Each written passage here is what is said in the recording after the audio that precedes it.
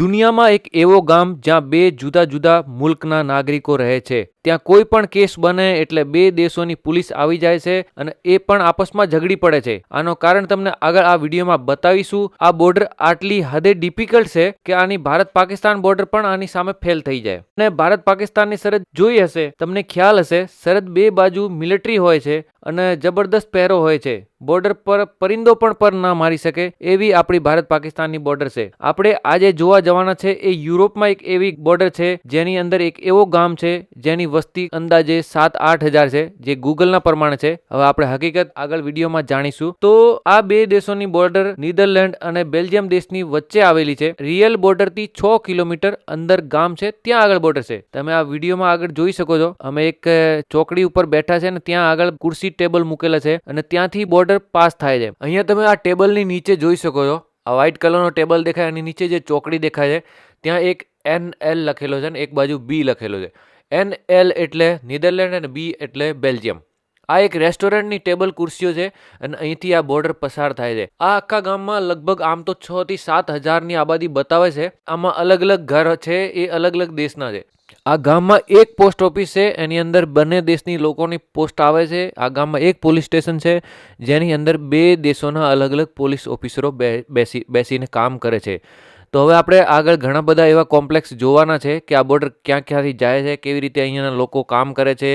આપણે લોકલ લોકો તો વાત પણ કરીશું. આ તમે ગૂગલ મેપમાં જોઈ શકો છો. આવી રીતે એક ગામ આખો ડિવાઇડેડ થયેલો છે. હવે આ બોર્ડર આગળ રેસ્ટોરન્ટની બાજુમાં આ જે દીવાર દેખાય છે, આ દીવારની બાજુ સીધી બોર્ડર સામે નીકળે છે, એટલે ઘરની વચ્ચોવચ્ચી નીકળી જાય છે. એક ઘર, બે ઘર ને એક બોર્ડર, એવી રીતે છે. આ વચ્ચે રોડ ઉપર પણ આવો જ હાલ છે. આ ગામમાં જ્યાં પણ તમે ફરશો એટલે તમને એક સેકન્ડમાં બીજા દેશમાં, બીજા સેકન્ડમાં બીજા દેશમાં, આવી રીતે તમને પોતાને એવું લાગશે. હવે આપણે એક એવી સુપર માર્કેટ જોવાના છે જે સુપર માર્કેટના વચ્ચે બોર્ડર નીકળે છે. અડધો સામાન તો બેલ્જિયમમાં છે ને અડધો નીધરલેન્ડમાં, આવી રીતે સામાન પણ મૂકેલો છે અને અહીંયા પણ નિશાની આપેલી છે. ઉપર તમે 33 નંબર જોવો છો, એ નંબર ઉપર અલગ જે દેશનો ઘર છે એ દેશનો નંબરની સાથે કલર પણ દેખાશે, ઝંડાનો કલર. એટલે અહીંયા તમે ઉપર જોઈ શકો છો, આ બધો નિશાન આપેલો છે. એટલે આ બધા GPS સિસ્ટમ છે, કંઈક એવું લાગેલો છે જેની ઉપરથી પ્રશાસનને કંઈક ખબર પડતી હશે. તો અમે અત્યારે બોર્ડરની ઉપર ઊભા છે. અહીંયા કોઈ પ્રશાસન નથી, કોઈ પોલીસ નથી, કોઈ પણ ક્યાંથી પણ આવી જઈ શકે. અત્યારે આપણે આ બાજુ જે જોઈએ ને બિલ્ડિંગ, આ સુપર માર્કેટ છે. તો આપણે હવે પેલી બાજુ જઈને આપણે જોઈશું. આ જોઈ શકો સુપર માર્કેટ, એના વચ્ચોવચ્ચથી આ બોર્ડર નીકળે છે. અંદર જઈને જોઈએ કેવું લાગે છે અંદર. તો બહારની બાજુ આપણે જોઈએ છે એટલે લોકો અહીંયા હેરાન નથી થતા, એમના માટે રોજની વાત છે. આપણે સુપર માર્કેટની અંદર વળી ગયા છે. તમે અહીંયા જોઈ શકો છો. આ લોકો અંદરથી વિડીયો બનાવવા દેતા નથી, પણ આપણે અંદર આવીને આ જો બોર્ડરની ઉપર ઝંડા લાગેલા છે ને આ સ્ટીકર લાગેલો, એ બોર્ડર છે. આ કાચના અંદરથી ડિવાઈડ થાય છે, સમજી લો. આ લોકો ના પાડી પણ તોય આપણે વિડીયો બનાવીને બહાર આવી ગયા છે. આ ગામ બહુ જ ખૂબસૂરત છે, દર્શનીય છે. અહીંયા આગળ તમે કદાચ નીધરલેન્ડ કે પછી કે બેલ્જિયમ જતા હો તો તમારે અહીંયા વિઝિટ જરૂરથી કરવાનો. બહુ આસાન છે. એન્ટવર્પ જે સિટી છે ત્યાંથી તમારે ટ્રેન પકડવાની, જે 1 કલાકની ટ્રેન છે. એના પછી એક સિટી બસ પકડવાની, એ તમને સીધી ત્યાં ગામમાં લઈ જશે. એટલે બહુ વધારે લાંબો ટૂર નહીં, 2-3 કલાકમાં તમે આ ગામમાં ફરીને પાછા આવી શકો છો, ફોટોગ્રાફી કરી શકો છો. ગામના ઘર બહુ જ સરસ છે. ત્યાંના ગાર્ડન બહુ જ જબરદસ્ત બનેલા છે. લોકો પણ સારા છે. રોજના લગભગ લાખો લોકો અહીંયા આગળ ફરવા આવે છે, આ ગામને જોવા માટે આવે છે. તો જ્યારે પણ યુરોપની ટ્રીપ કરો, જ્યારે પણ નીધરલેન્ડ કે બેલ્જિયમ જાઓ તો તમારે આ જગ્યા ઉપર જરૂરથી વિઝિટ કરવાનો. તો આપણને આ ગામના એક ભાઈ મળી ગયા છે જે લગભગ 60 કે 70 યર ઓલ્ડ હશે. આપણે એમને પૂછીએ કે આ બધું કેવી રીતે શું થઈ ગયો. Nee, was is Wallonia? Das Wallonia, ik spreek Frans. Ik weet het. Dat is Wallonia, ik spreek. in Brussel taal. Bahasa. Spreek van Vlaanderen. Ja, spreekt niet van België. Nee, van Antwerpen spreekt. Nee, maar ik kan wel dialect praten. Maar normaal jullie spreken ik spreek zo. Nederlands. આપણે એમને સવાલ પૂછીએ છીએ કે તમને કેવું લાગે છે આ બધું ગામ એવી રીતે વહેંચાયેલો છે? તો Jullie is gelukkig als je zo met de andere. Jullie woont hier in België en Nederlands is gelukkig. Voor jou is ça va. Ja, want wij leven allemaal together, hè? Wij leven samen. En dat is al zo lang. Maar vind je leuk is in België en samenwonen is geen probleem, geen ruzie of zo? Nee. 100% niet?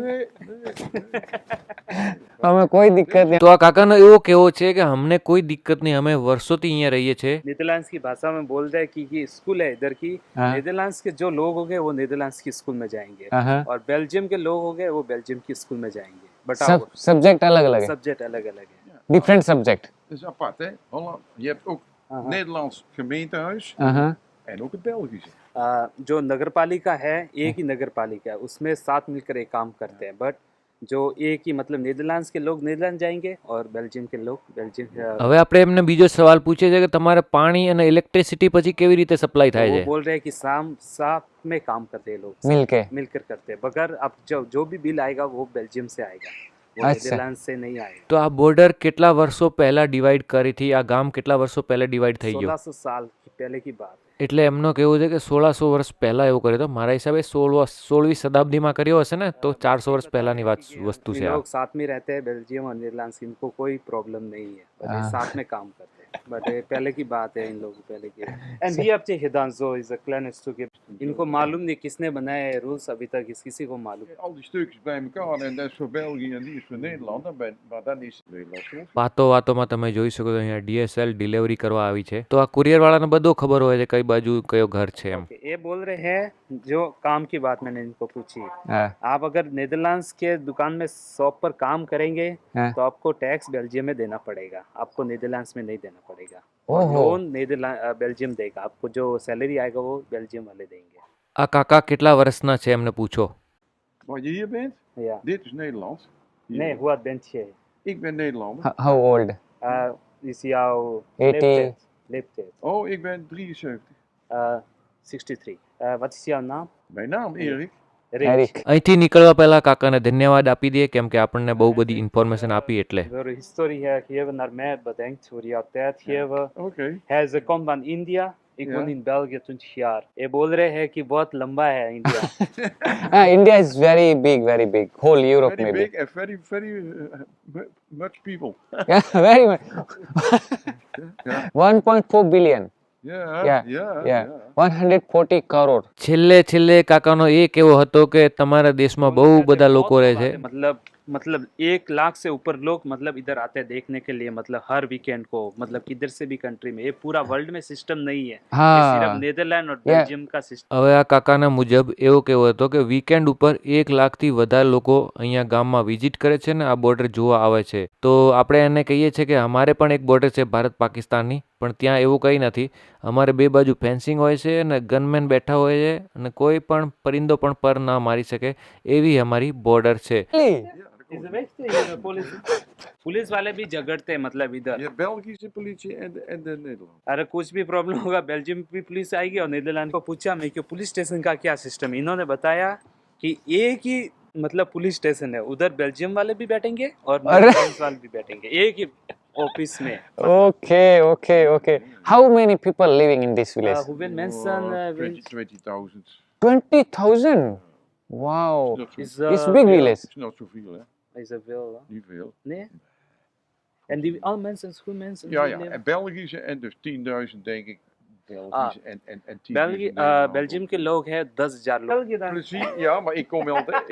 Ik kom maar over. Thank you. Ik ben in Thank België. you very much. ja ook uit Ik België steek de straat over. Ik ben in België. આ ગામમાં જેટલા પણ ઘર છે એની ઉપર number લાગેલા છે અને નંબરની સાથે સાથે પોતપોતાના દેશના ઝંડાનો કલર પણ ઉકેરેલો છે.